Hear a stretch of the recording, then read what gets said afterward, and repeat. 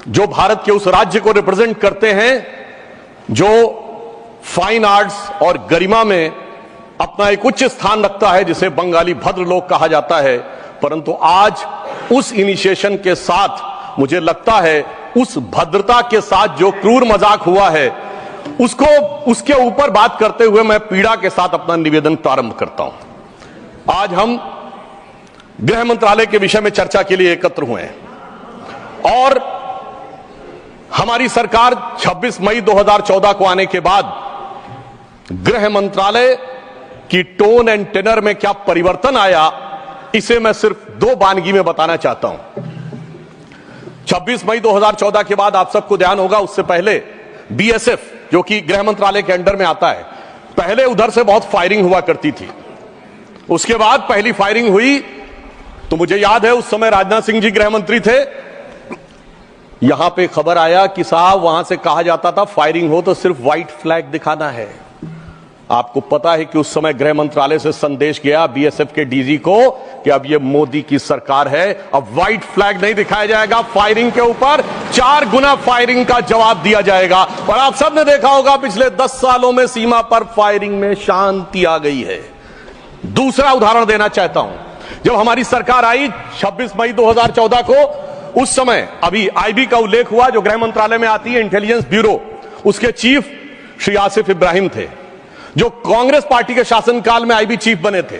वैसे तो हम किसी भी अफसर को धर्म जाति के आधार पर नहीं देखते, पर उस समय इस बात का प्रचार किया गया था कि देखिए एक मुस्लिम अधिकारी को आईबी का चीफ बनाया गया। परंतु आज तक का भारत का इतिहास है, जब कोई सरकार बदलती है तो आईबी चीफ 1 महीने से ज्यादा नहीं रहता है। परंतु श्री नरेंद्र मोदी जी की सरकार में श्री आसिफ इब्राहिम का 8 महीने का कार्यकाल था और उन्होंने उसे 8 महीने का कार्यकाल पूरा किया। याद रखना चाहिए कि मोदी जी के कार्यकाल का पहला आईबी चीफ मुस्लिम समाज से था। यह दर्शाता है कि हम समाज के वर्गों को डर पैदा करके साथ में नहीं लेना चाहते, विश्वास पैदा करके साथ में लेना चाहते हैं। आज हमारे गृह मंत्री आदरणीय अमित शाह जी गुजरात का प्रतिनिधित्व करते हैं, प्रधानमंत्री जी उत्तर प्रदेश से प्रतिनिधित्व करते हैं। सभापति जी, यह संयोग भारत के इतिहास में 3 बार बना है।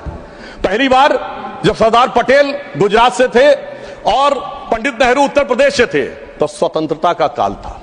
दूसरी बार लाल कृष्ण आडवाणी जी गृह मंत्री थे और अटल बिहारी वाजपेयी जी उत्तर प्रदेश से थे, तब भारत ने 21वीं सदी में प्रवेश किया था। आज जब अमित शाह जी गुजरात से हैं और मोदी जी यूपी से हैं, तो भारत ने अमृत काल में प्रवेश किया है। अर्थात मैं कह सकता हूं काल के कपाल पर, भारत के भाल पर कुछ तो नया होने वाला है और कुछ ना कुछ तो नया हुआ है, उसे आज समझने की जरूरत है। अब मैं बताना चाहता हूं कि गृह मंत्रालय ने इस दरमियान किस किस प्रकार से कार्य किए। मैं 3 प्रकार के कार्य बताना चाहता हूं। एक, वो कार्य जो पिछली सरकारें भी कर रही थी, वो हमने करके दिखाया। दूसरा, वो कार्य जो पिछली सरकारें कर ही नहीं सकती थी, सोच नहीं पाई, वो करके दिखाया। और तीसरे वो कार्य हैं जिसपे पिछली सरकारों ने एड़ी चोटी का जोर लगा दिया कि नहीं हो सकते, वो भी करके दिखाया। पहली श्रेणी में वो कार्य हैं, यानी मैं मानता हूं दूसरी सरकारों ने भी प्रयास किया होगा कि आतंकवाद की घटनाएं कम हो और अपराध की घटनाएं कम हो। तो मैं बताना चाहता हूं आतंकवाद की जो कुल घटनाएं जून 2004 से 14 के बीच में 7214 थी, जो 14 से 2024 के बीच में 2240 है, 69% की कमी आई है। कुल मृत्यु जो नागरिकों की और सिक्योरिटी फोर्सेस की होती थी उसमें 68% की कमी आई है। नागरिकों की जो मृत्यु होती थी उसमें 81% की कमी आई है। सिक्योरिटी कोर्सेस में जो फोर्सेस की जो मृत्यु होती थी उसमें 46% की कमी आई है। और मैं एक महत्वपूर्ण बात बताना चाहता हूं, स्टोन पेल्टिंग के इंसिडेंसेस 2010 में 2654 थे, अब 0 है। ऑर्गेनाइज हड़ताल 0 है, स्टोन पेल्टिंग 0 है, स्टोन पेल्टिंग में जख्मी होने वाले 0 हैं। सभापति महोदय, पत्थर पड़ने के दौर खत्म हो गया, मगर अगर किसी की अकल पे पत्थर पड़ा हो तो उसे बदला हुआ नजारा नहीं दिखाई पड़ता। इसलिए मैं कहना चाहता हूं चश्मा उतारो फिर देखो यारो, दुनिया नई है चेहरा पुराना।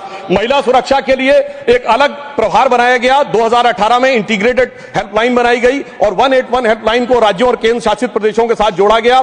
फोरेंसिक को मजबूत करने के लिए प्रदेश में डीएनए विश्लेषण और साइबर फोरेंसिक की लैब्स बनाई गई। मॉडर्नाइजेशन करने के लिए 80 करोड़ की एक अलग मंजूरी दी गई। फोरेंसिक इकोसिस्टम को बेहतर बनाने के लिए 7 नई फोरेंसिक प्रयोगशालाएं बनाने की बात हुई, और जिसमें यूपी, बिहार, उड़ीसा, राजस्थान, छत्तीसगढ़, तमिलनाडु और केरल में, और इसके अतिरिक्त पुणे, गुवाहाटी, भोपाल और कोलकाता की लैब्स को और इंप्रूव करने का कार्य किया गया। ये वो कार्य है जो पिछली सरकारों ने सोचा नहीं था वो कर पाए। मैं उदाहरण देना चाहता हूं। एक है सीएए का उदाहरण अभी हमारे साथी ने दिया। मैं याद दिलाना चाहता हूं, इसी संसद में एक वो दौर था जब इनकी नेता ममता बनर्जी जी ने भारत के इतिहास में इकलौती बार जब चेयर के ऊपर फाइल फेंकी थी, किस बात को लेकर कि बांग्लादेशी घुसपैठियों के बारे में चर्चा करने का मौका नहीं दिया जा रहा है। और आज मैं कहना चाहूंगा कितना बड़ा बदलाव दिखता है कि जिन लोगों ने इतना बड़ा कार्य किया था वो आज कितना पीछे हट गए। इसे कहते हैं कि वक्त के साथ इंसान कैसा बदलता है। सीए पे मैं कहना चाहूंगा, सीए गृह मंत्रालय का विषय है, नागरिकता, और ये एक संसद के द्वारा पारित कानून था, परंतु राज्य विधानसभाओं ने उसके खिलाफ प्रस्ताव पारित कर दिया। यह सरासर कानून का उल्लंघन था, सरासर संविधान का उल्लंघन था, और मैं कह सकता हूं इसके द्वारा संविधान खतरे में था। दूसरा मैं उदाहरण देना चाहता हूं, यूएपीए का चेंज किया गया, यानी अब केवल एक संगठन आतंकवादी नहीं होगा, कोई व्यक्ति आतंकवादी होगा तो उसको भी आतंकवादी माना जाएगा। एनआईए एक्ट में आतंकवाद की परिभाषा स्थापित की गई। मृत्यु दंड पर यह संशोधन किया गया कि क्षमा याचना केवल संबंधित व्यक्ति ही कर पाएगा, दूसरा नहीं कर पाएगा। आपदा के लिए विशेष धनराशि की व्यवस्था की गई और नक्सलवाद को समाप्त करने में अभूतपूर्व सफलता हमें मिली है।